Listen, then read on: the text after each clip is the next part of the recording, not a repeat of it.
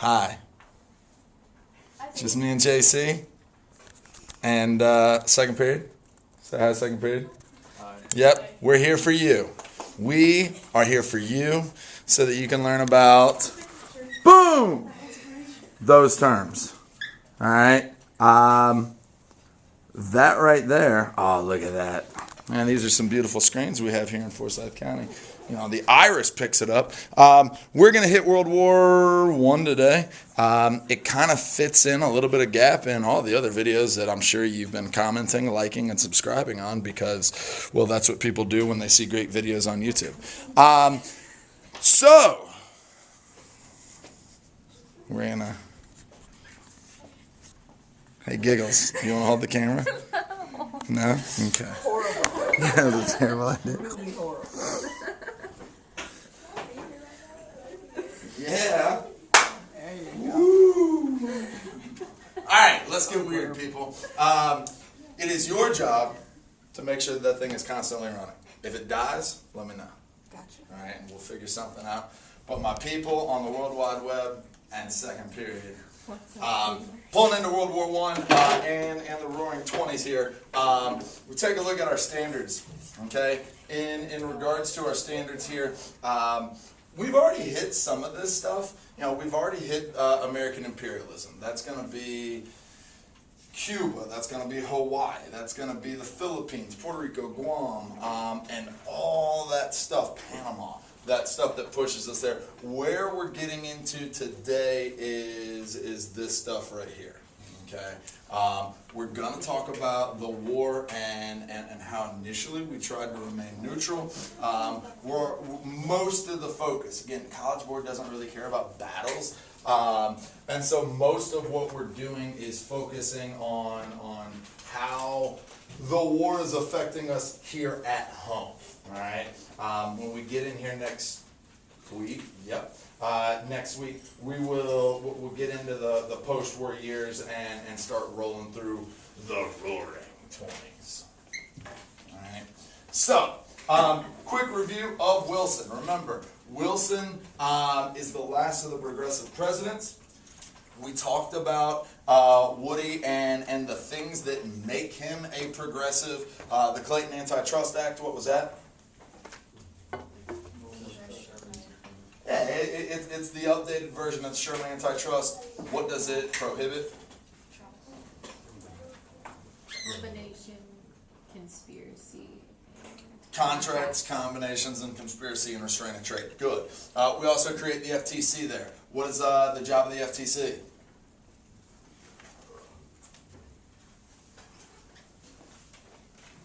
What's the job of the FTC, people? Oh, I'm sure we learned. To bust the trust. Yeah, it is. It's their job to bust the trust. What have we done in regards to child labor?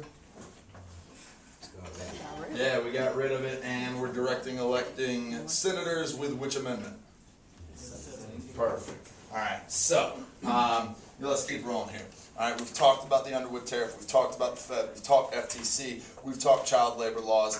And then suddenly an assassination on the other side of the globe makes us hit the pause button on our progress. Okay?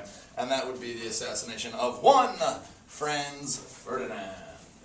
What do you guys remember from World about old Franz Ferdinand? Archduke of Austria-Hungary. Who killed him? Us? No, we're not that deviant yet. It's Serbian nationalist. I don't remember. There you go, the Black Hand. All right? Cool. So there's Franz Ferdinand. He's gonna get got, and his assassination pulls the entire globe into war. All right. Think way back with our boy Dubs. What did Dubs say about alliances in Europe? They're bad. Why? Because they were just pulling it. There you go. All right. And this is kind of, he didn't see it like this, but the writing was on the wall. Okay, the writing was on the wall, and you can see the how two insignificant countries here beefing with each other is going to pull all of Europe in. All right, pulls everybody in. There's two sides that we need to be familiar with. One is the Triple Alliance. Well, it'd be helpful if I spelled it right. And the Triple Entente. All right. We take a look at our picture here. Who are the Triple Alliance nations?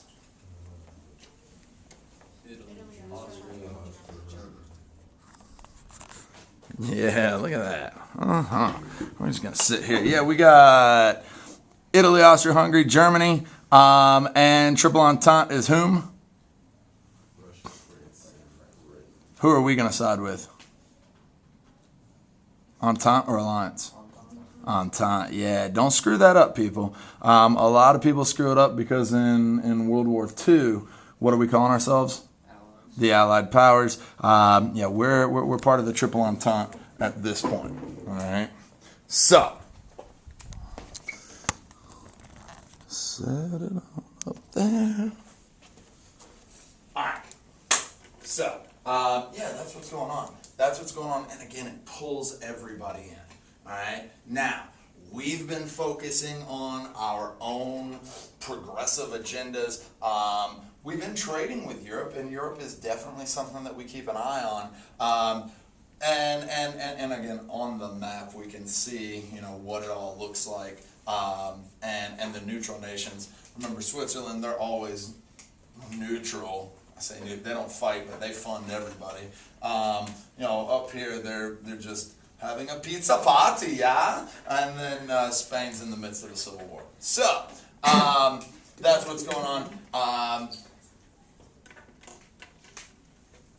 What is kind of the keystone, so to speak, of our foreign policy at this point?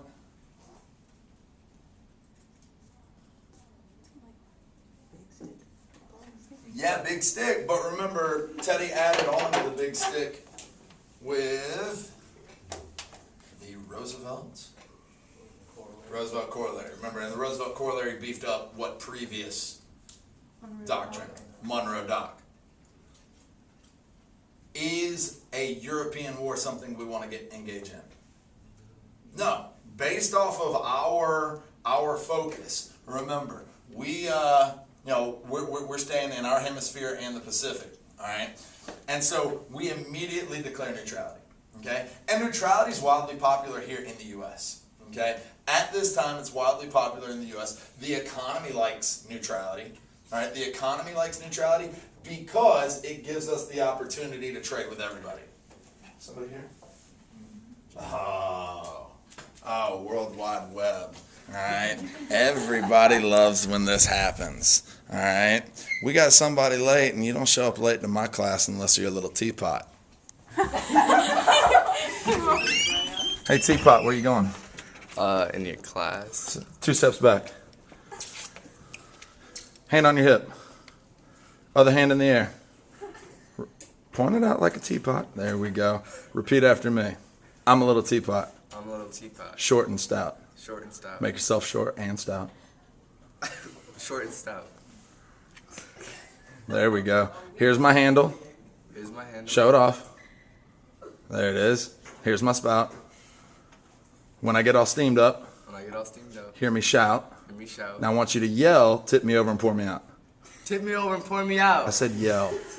Tip me over and pour me out. Where do you think you're at? In a school? You can't yell? Yell. Tip me over and pour me out. Come on in. Don't show up late to my class. Welcome, man. Welcome. Oh, by the way, we're live and you're going to be an internet sensation. All right? If somebody out there does not memify that thing, yeah. Today I'm using the word memify, all right? And that's going to happen. It's going to be like the Drake meme. Yeah. What were we talking about? Open a trade with them. All right, cool. Yeah, we're talking neutrality. Did we talk about why the economy likes neutrality? It's all about trade. Okay? If we pick one side, the alliance or the entente, can we trade with the other? No. All right. Now, have we done this before? Gone neutral and had issues with trading with both sides? Yes. When was that? The Napoleonic Wars, good. The immigrants like neutrality. Where are our immigrants coming from? Eastern Europe. Eastern Europe. Who's at war?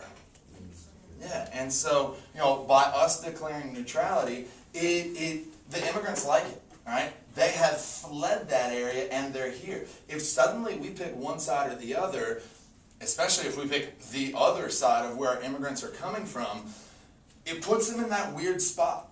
Do they remain loyal to their home country, or do they strip that and pledge allegiance to their new country? All right, and so by declaring neutrality, the immigrants remain somewhat comfortable in their new clothes, so to speak. All right, the populists and the progressives, they're all worried about what's happening here at home, and so they don't want to worry about it. And the socialists, they're either immigrants or a bunch of hippies, and again, they don't want to go to war. So, neutrality is what Woody's going to roll with at least through his first term. All right, 1916 rolls around. Okay, 1916 rolls around, and we've got Woody versus Charles Evans Hughes. All right, in this election. All right. In this election, we take a look at Woody's campaign poster. What is the centerpiece of his campaign? He kept us out of war. Okay, that is really what he's strongly campaigning on. Vote for Wilson. He kept you out of war. Okay, he kept us out of war. He gets elected, and immediately what? It's a landslide. People like him. He hasn't done much wrong. Now, here's what's crazy. Flip Ohio blue. Is this a different election? Yeah, 100%. All right, and that's an extremely red map. Okay, and we're talking one state difference. All right, a one state difference, and this could have been a totally different show here. All right. So Woody's in, and Where was Teddy in all this during this election? Teddy is, I'm really not sure what Teddy does after his political career's over. I know he does spend a lot of time, out west, kind of being the mountain man, Western explorer, while still being a ritzy New York socialite. Why can't you have both, right? As one does.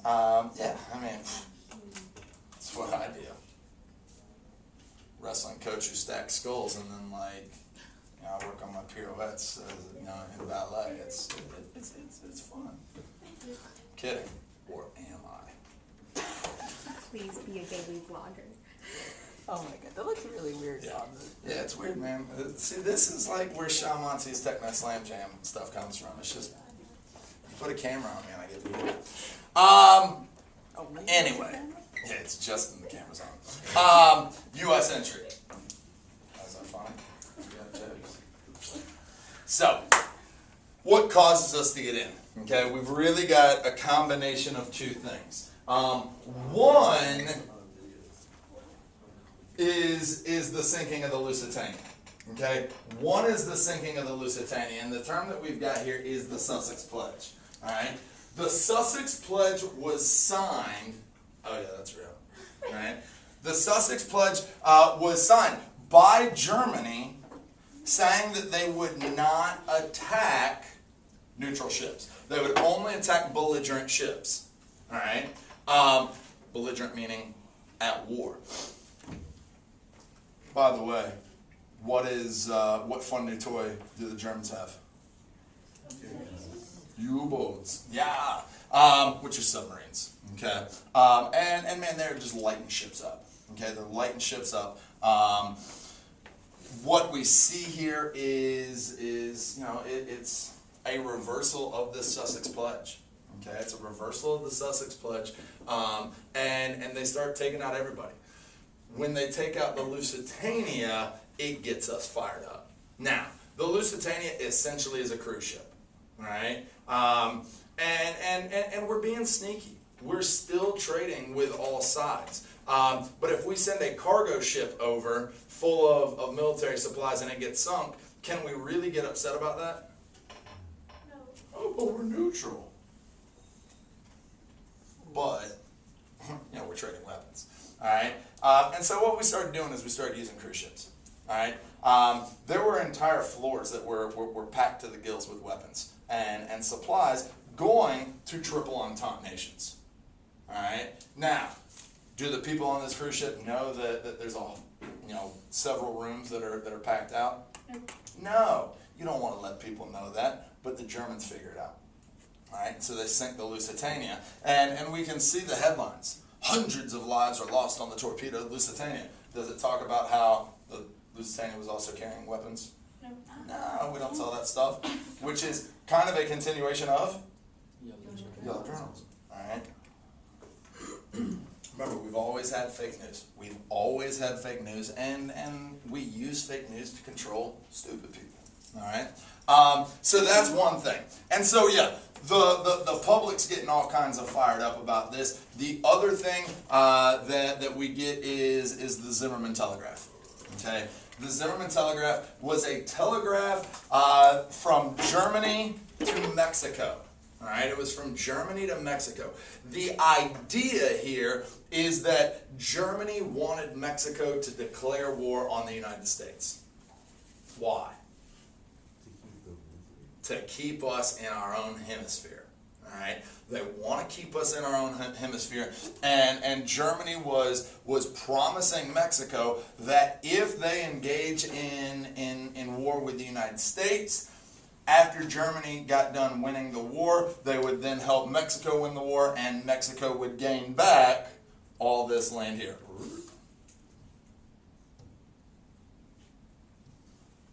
All this land here. When did they lose that land? Mexican-American War, which at this point was, 50 years ago? So, in varying, shades, it's still pretty fresh. All right?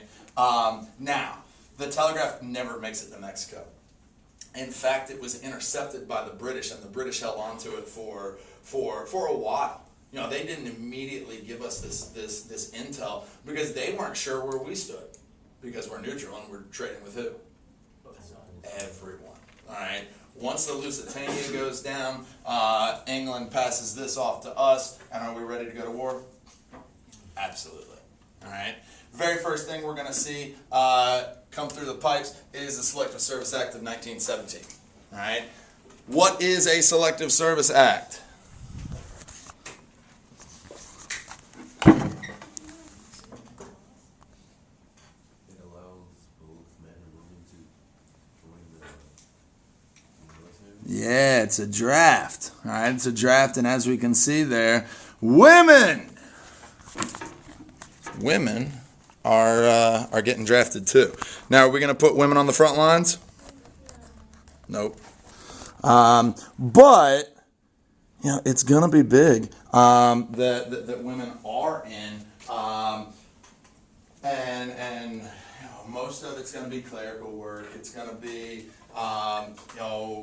medicine is definitely behind the front line stuff. Now, foreshadowing a little bit, this is going to be huge because women once again are going to show their worth and their value to society.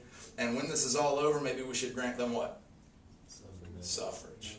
Okay, so this is going to be a big step in terms of that whole line of a continuation or a continuing struggle for women's suffrage. All right. Now, the Selective Service Act, the way that it went down, everybody had to register. All right. Once you registered, you got a number, and very Hunger Games-ish. They would come to your town and they would, you have somebody blindfolded and every number is in a little capsule. They put it in a big glass jar, stir it up. Somebody puts their hand in, may the odds be in your favor, baby. You pull it out and boom, 007. Oh, that's me. Great job, Mom. You are going to this branch of the military. All right. And so that's what we've got going on. And again, this is big. This is a big change piece for our society because is it only men that we're drafting? No. Okay. So, we've got that going on. And we are preparing. Have we declared war yet? No. Are we preparing ourselves? Yes. Yes. Okay. For sure. For sure. Let's talk a little bit about strategery. Strategery. Strategery. Man, there's some pretty cool stuff. World War I's disgusting. All right, I'm just going to sit here and talk to you. World War I is absolutely disgusting because you've got brand new military technology with some old school strategy. Okay, what is some of the technology that we've already seen on hit the boards? We got planes. We got tanks. What's the what are the things that the Germans have? Submarines. All right, they got submarines. And so we've got all this new technology, but we've still got that same old school strategy. Let's line them up on opposite sides of a field and go at it. Well, that's cool-ish until, you say charge. Oh, and by the way, we've also got automatic weapons. You want to go charging across the field with automatic weapons? No. And there went a whole bunch of people. All right, what that's going to result in is trench warfare. Okay, that's going to result in trench warfare. Trench warfare is a terrible thing. Okay, it is a terrible thing. I recognize that it's in video games and it seems like a whole lot of fun. And if you ever played paintball, in a field that's got trenches, that's a lot of fun. I mean, there's a whole lot of angst and fear and a whole bunch of stuff going on, and it's great. It's great. But when it's real, it's terrible. Okay? A fine colleague of mine, former colleague, you know who you are, Shane, called trench warfare, he likened trench warfare to throwing babies into helicopter blades. Alright? They might get it. What? They might get hit. He said it's just like throwing babies into helicopter blades. Alright? And the first time I heard it, I was like, that's absurd, Shane Miller. What are you talking about? And then I started thinking about it. Alright? You guys ever lay on the floor and throw balls and socks and whatever else, see if you can throw it through the fan blades? No. Yeah. Well, alright. Yes. Guys. Yes. And lady. Yes. Alright. So we're in a trench. Alright? It's gone. We're in a trench. You're in a trench with Monty. Alright? We're doing our thing. Oh, Do we want to look up? No, Why not? because we can get hit in the head. Yeah. Now we're sitting here playing cards and I'm just hustling cats back here and then somebody goes, hey Monty. Yeah. You think they're still over there? Probably. Why don't you look? Why don't you look? Rock, paper, scissors? Alright, let's go.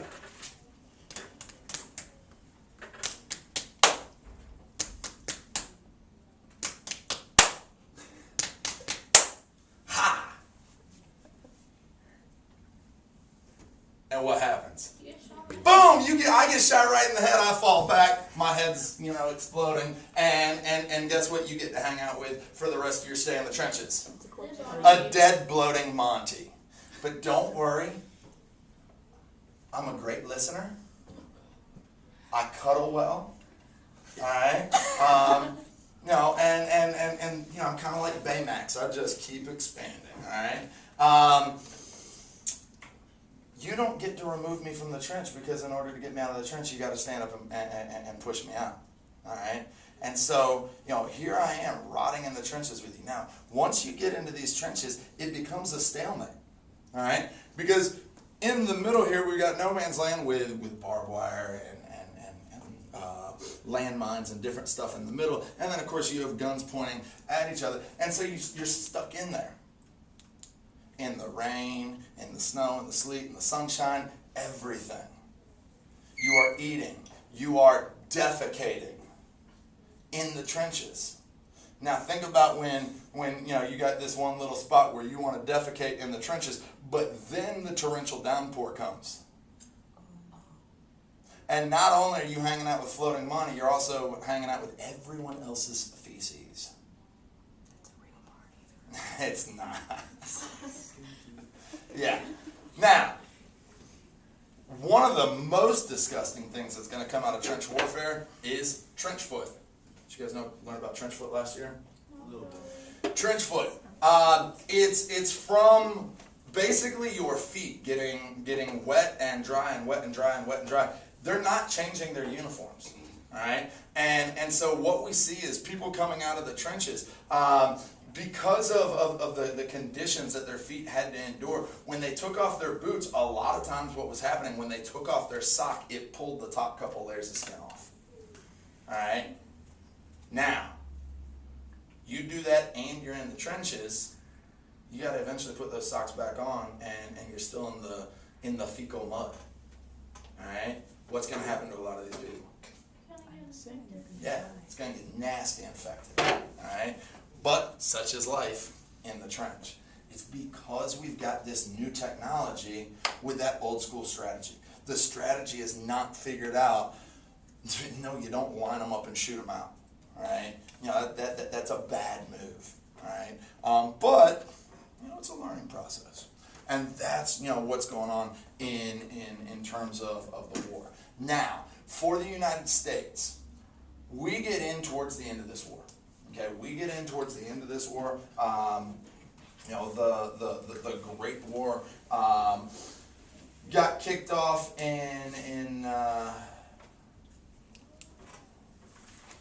jeez, where's my date?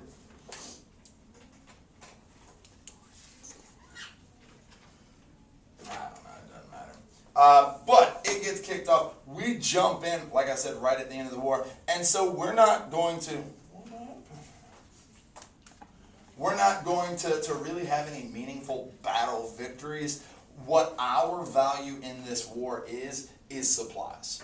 Okay? We are going to be able to provide, well, of course, reinforcements, but our supply chain is what is most helpful for the triple entente.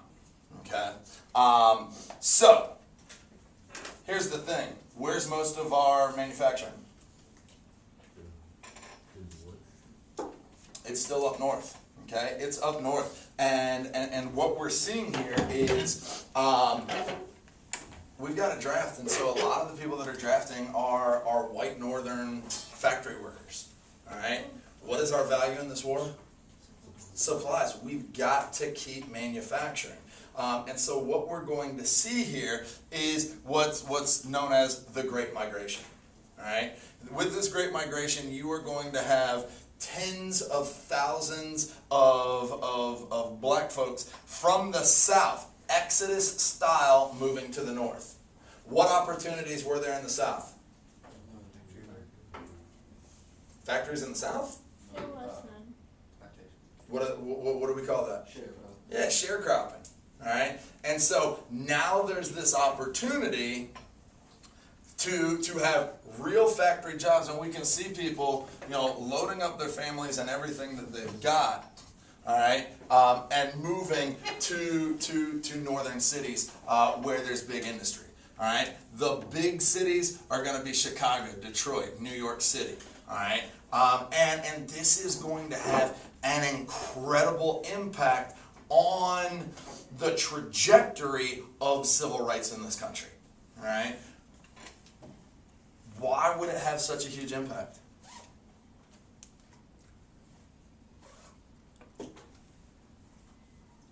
What is shaping people's ideas about Black America? Propaganda. And when, suddenly into your factory, comes, several black families, and you realize that the propaganda is crap, is that going to make you question your reality? And when this happens on a wide scale, this is how we elicit change. Right? This is how meaningful change is elicited, when you challenge the status quo. And so with this Great Migration, really we can source this. I mean, especially for our 1940s, 50s, and 60s civil rights movement. This is a great jumping off point for how do we move from a Plessy versus Ferguson to a Brown versus Board world. All right. Now, we also are going to see the creation of the NAACP. Okay, NAACP stands for National Association for the Advancement of Colored People. Founded in 1909 by that guy, Webb. All right, Webb Du Bois. Yeah, that's him. And Webb, for all my people who haven't been in my class in a hot minute and are just viewing this via the World Wide Web, Webb's got a really dope mustache. All right, that's Webb right there. So, and what we see here is that the NAACP is working for voting rights and equal treatment. All right, I thought black folks already had voting rights. Well, it's there. Is it being properly enforced? What are people still having to do? Pay poll taxes and pass what? Literacy tests. All right. Now, what's kind of interesting is that really what we see here is the black community is divided.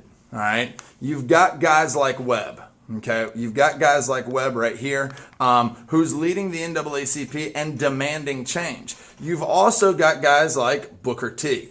Okay, you got guys like Booker T here who are, Booker T was a former slave, and he's looking at what's happening here and saying, our life is a whole lot better than it used to be. We need to not shake the boat. We need to kind of work within the structure that's been created and lift ourselves up that way. All right, the famous speech by Booker T is talking about casting down your buckets. He says, we the black community are running around with these buckets essentially filled with animosity. Cast down your buckets and appreciate the position you're in. All right? Guys like Webb, they got no toleration for that. All right? There's no tolerance for that type of ideas. It is time to demand change.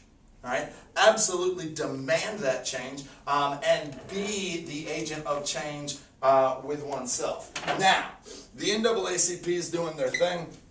For that, we will see in the 1920s, early 1920s, the NAACP will kind of hit a major accomplishment by getting lynching outlawed. Lynching is, in a sense, lynching's like vigilante stuff. If somebody does something wrong, the community can come together, say, you have done wrong, and immediately hang you publicly. And lynching was not illegal. All right, lynch mobs were tolerated. All right, do yourselves a favor. Look up Emmett Till. That's this little kid right here. All right. Emmett Till, man, it really is a heinous hate crime. That is a lynch mob. And again, there's another little, piece that's going to end up breaking that camel's back and making people demand for these changes. All right, but yeah, definitely look up Emmett Till. And that's the before picture. You should see, what they did to him. It's disgusting. It really is disgusting. All right, and so we've got that going on. Even if you're not working in a factory or you have not been drafted, you're still expected to contribute to the war effort. All right. Again, even if you're not actively participating in war or war industry, you can still help. The first thing that they want you to do is buy Liberty bonds. Okay. You just looked it up? I told you it's heinous. Liberty bonds. We talked about bonds before. What is a bond? It's an investment in your country. All right? Yes, we're going to give you X amount of money now, and then down the road you'll give us, a little bit of interest on that. Okay? Now, and we've always sold bonds. We sell bonds today. Bonds are a very safe way to invest. It's not going to gain you a lot of money, but again, it's an investment in your country. And as long as the good old US of A is standing, it's a solid, very conservative, and it's not lucrative, but it is a solid investment. All right. Now we're calling them Liberty bonds. What's the difference between a regular bond and a Liberty bond? This one goes towards the war. Symbolism. And we use symbols to shape how we behave, right? Cool. All right. And so we see the propaganda that comes out. You know, your forefathers died for liberty in 76. What will you do in 17? Which hat are you going to fill? All right. Now, which hat are you going to fill? And clearly, you know, we got Uncle Sam's hat. And whose hat is that supposed to be? The Kaiser's. Hi. Y'all doing well? Not falling asleep yet? Cool.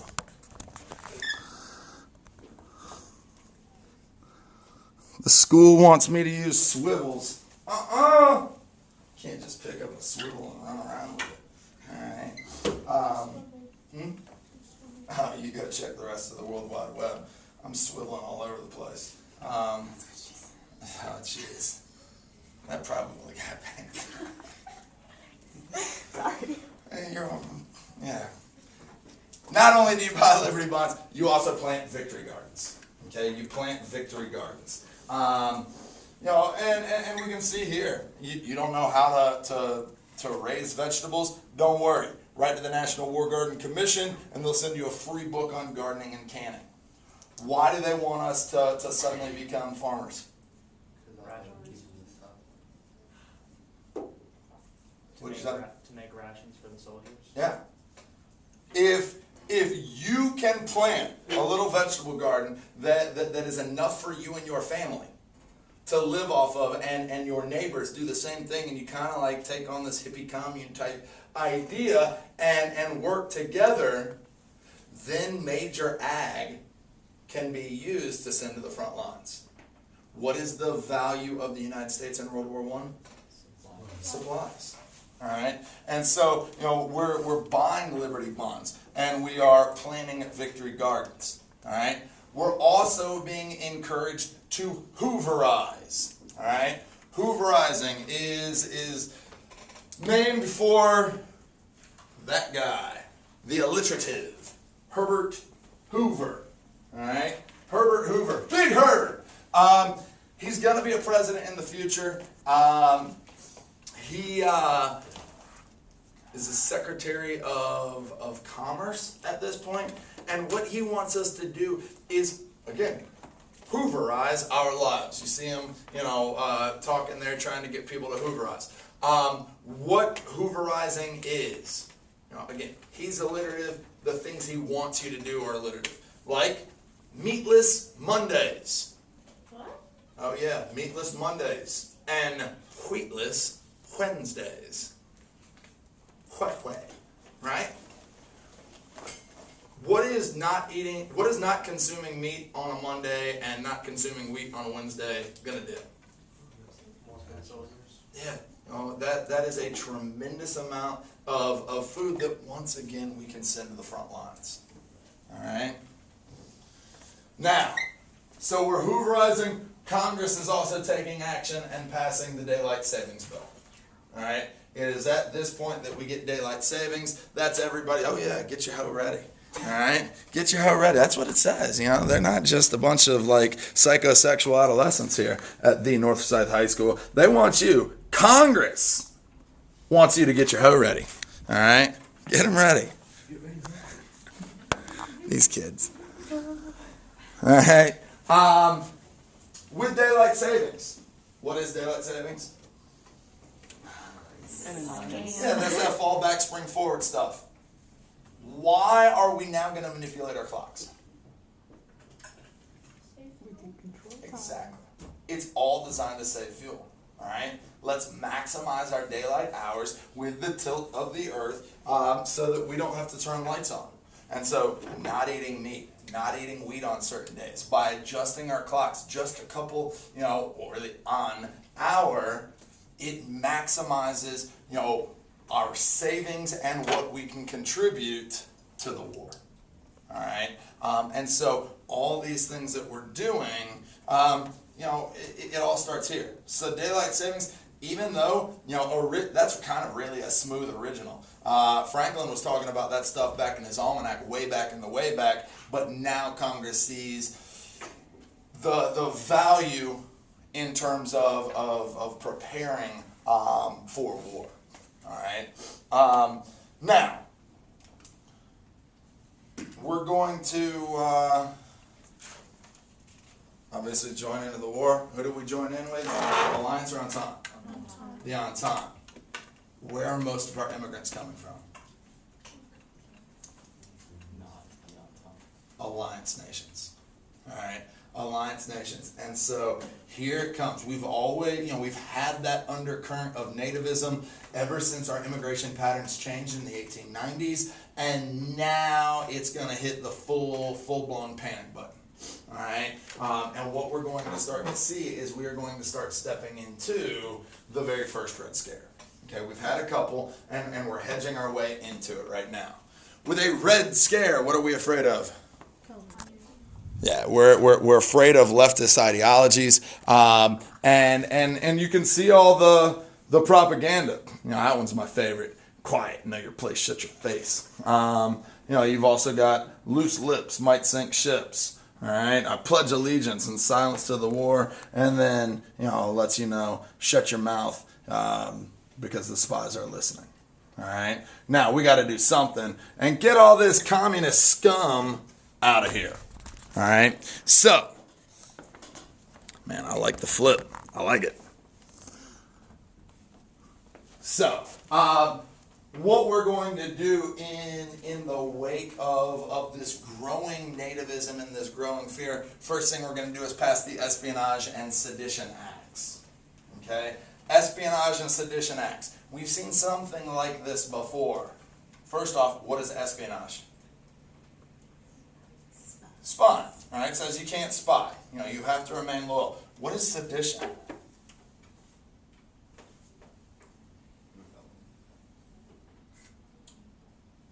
Speaking or writing critically about your government. All right? And so Congress passes these Espionage and Sedition Acts and says if you're spying or if you're talking trash on the government, you can be put under the jail. What's the problem with that? It's unconstitutional by the First Amendment. First Amendment being what? Freedom of speech. All right? Now, of course that's going to get challenged. By the way, when have we seen sedition acts before? Alien and Sedition Acts way back with John Adams. Okay? Schenck is going to challenge this. Okay? Schenck was a college professor and really started raging against all of it. Okay, he's raging against the draft. He's raging against our participation in the war. He says we shouldn't even be in it. Why? It's not our hemisphere. All right, and he kind of almost in a sense turns his class and his whole life into this I am going to defy and be that iconoclast that challenges these notions. All right. Schenck, what's going to happen to him? He's going to get quickly arrested. It goes all the way up to the Supreme Court. Supreme Court in this Schenck v. U.S. says, in times of imminent danger, your rights can be suspended.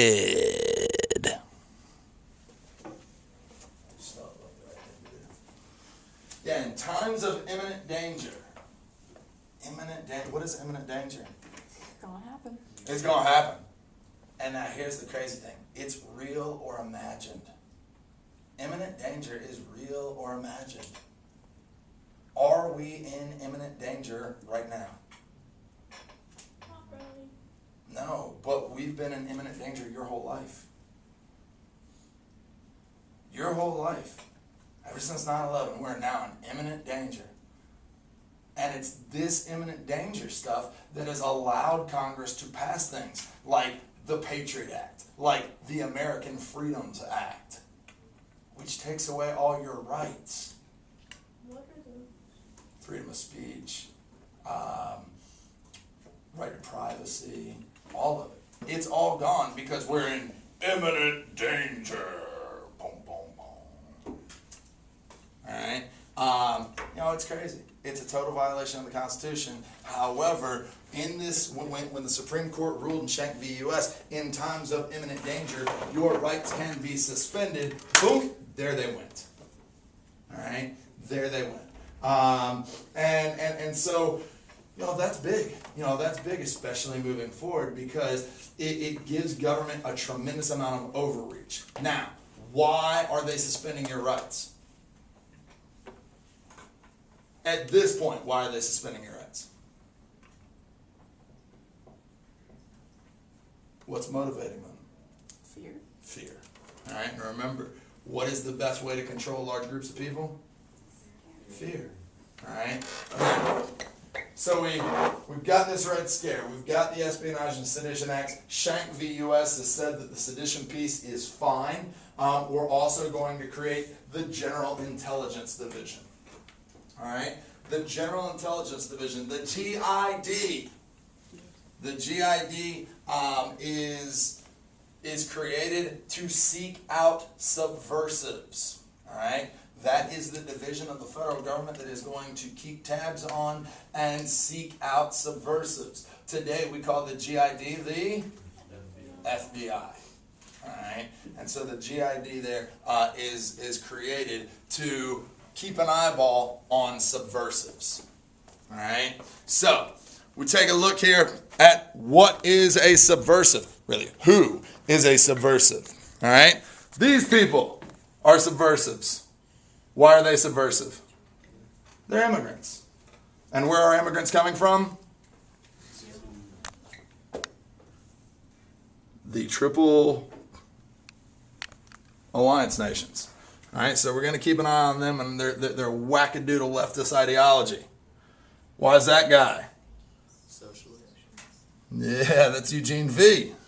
Right there. And so he's going to be, all socialists are going to be looked at. Why are who's this? Yeah, that's communists. And what do we know about communism? It's all right there. Evil, wicked, nasty. All right? Boom, boom, boom. Yeah. This thing's fun, man. This thing's a lot of fun. And those people, what are they doing? Holding signs. They're holding signs.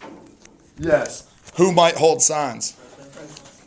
And people who are protesting for better hours, better wages, better working conditions are called Progressive? progressive. You're not wrong.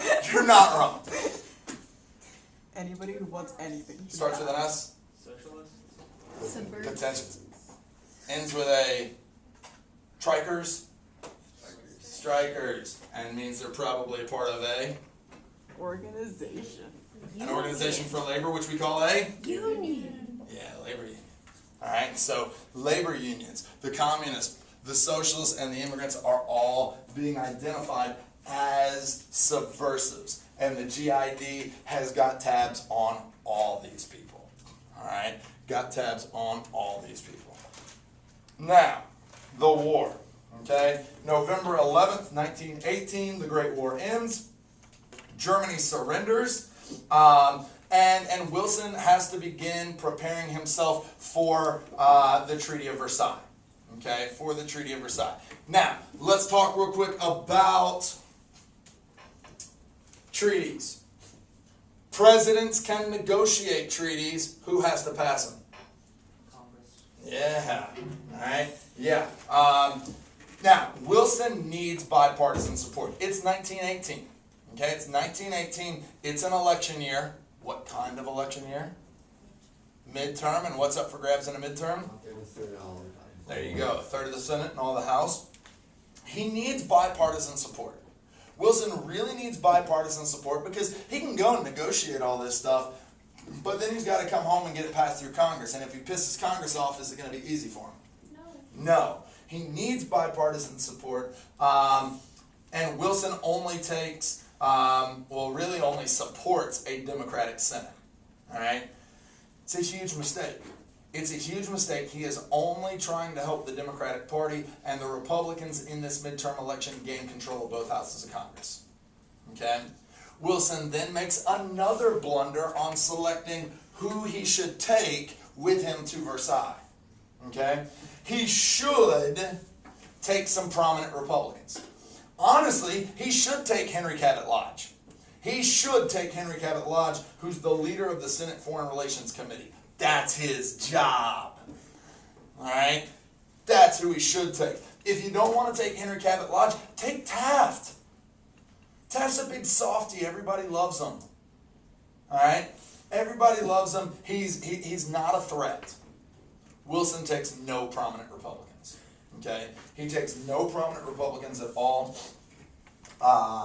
And so when he goes to Versailles, his whole plan is kind of what we call peace without victory. Okay? His grand scheme of this peace without victory means peace without any war reparations and peace without any land annexation. Which means there's just going to be peace. Nobody owes anybody any money. No land's going to get taken over. Is Europe going to dig that idea? No. All right. Why is it easy for us to have that take? We are in Europe. Yeah, we're not in Europe. Okay? We're not in Europe. So when he goes, he is really going to be pushing for what are known as the 14 points. Okay? So let's take a look at these. Okay? 14 points. And I've got,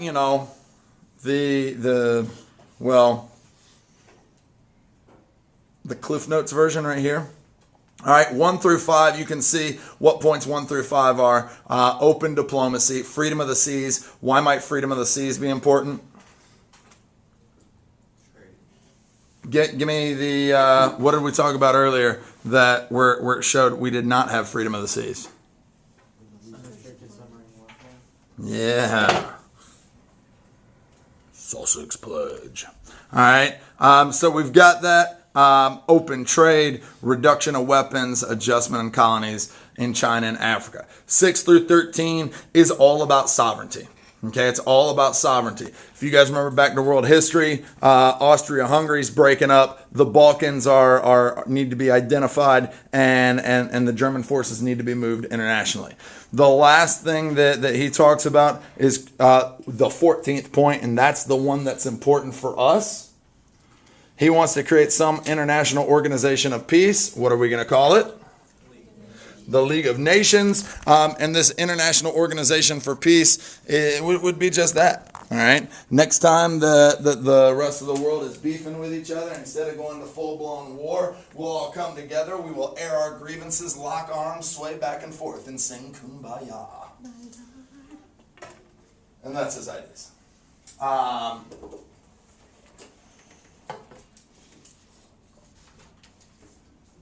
He fought hard. Well, negotiations at the Treaty of Versailles began February 12, 1919. Wilson fought hard for all 14 of his points.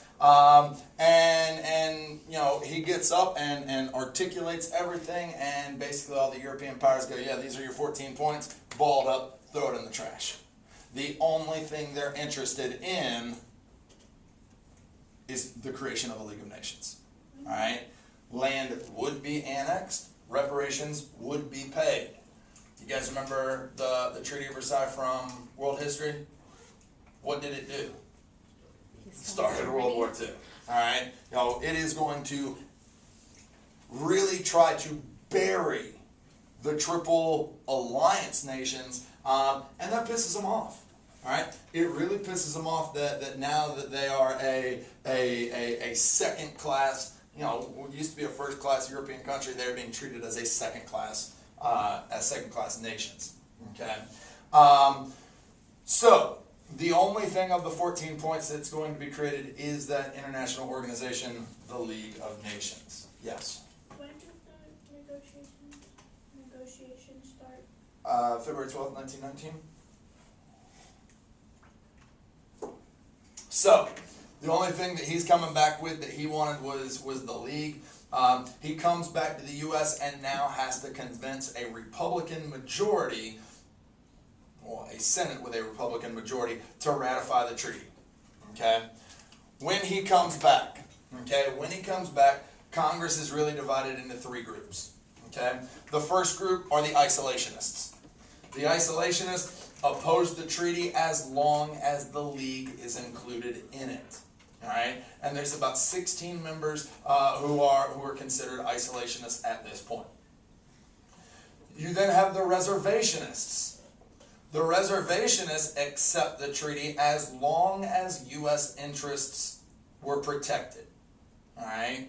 They accept the treaty as long as U.S. interests are protected.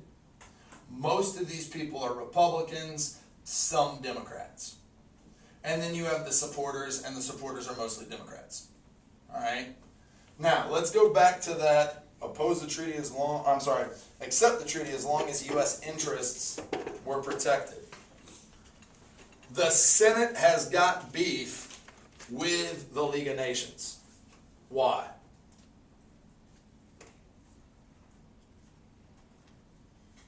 What does the League of Nations do? Puts us out there. What is the function of the League of Nations? What is it designed to do? To keep peace and prevent war. Who has the power to declare war in this country? Congress. And so if we join the League of Nations, what are we doing to Congress? Stripping it of its powers. Does Congress want that to happen? No. All right? Not at all.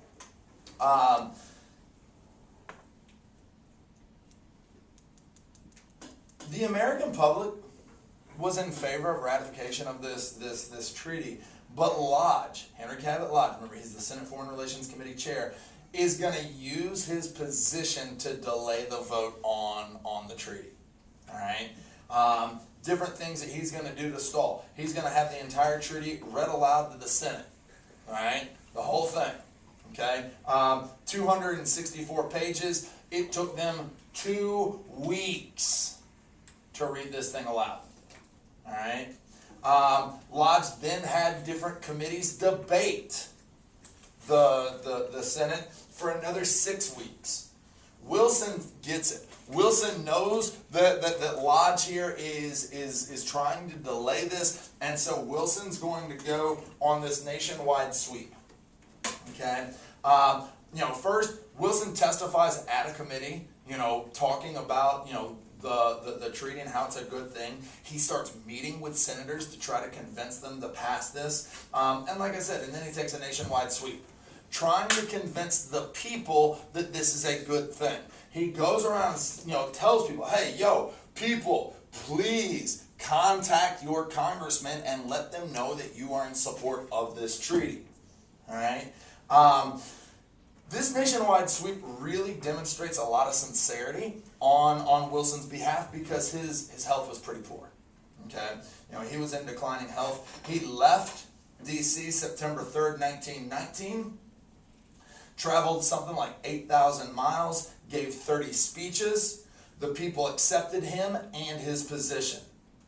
September 25th, he is in Pueblo, Colorado, right there. All right, Pueblo, Colorado, giving a speech. And like as soon as he got done, he turned around, collapsed, just fell out. All right. His doctor immediately called off the tour. Again, that was September 25th. October 2nd, Wilson has a stroke. All right. He'd be okay. But the Senate Foreign Relations Committee trailed Wilson and refuted his speeches at every stop he made. On March 19th, 1920, the Senate voted to ratify the treaty 49 to 35. Is that 2/3? No. So we ratify the treaty. We accept that the war is over and the conditions of the treaty, but do we join the League of Nations? Who came up with the League of Nations? Are we a part of it? Is that going to significantly weaken the League as a whole? Absolutely. All right.